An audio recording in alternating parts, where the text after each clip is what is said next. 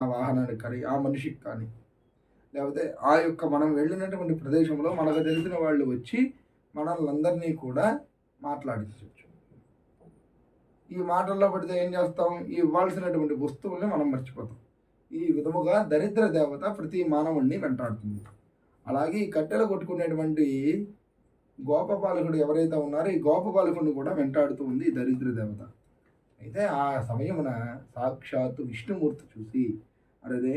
ఈ కట్టెలు కొట్టుకునేటువంటి గోపబాలకుడు నా యొక్క వ్రతము చేద్దామని చెప్పి, అంటే సత్యదేవుని యొక్క వ్రతము చేద్దామని చెప్పి నమస్కారం చేసుకున్నాడు. నేను భగవంతుడిని.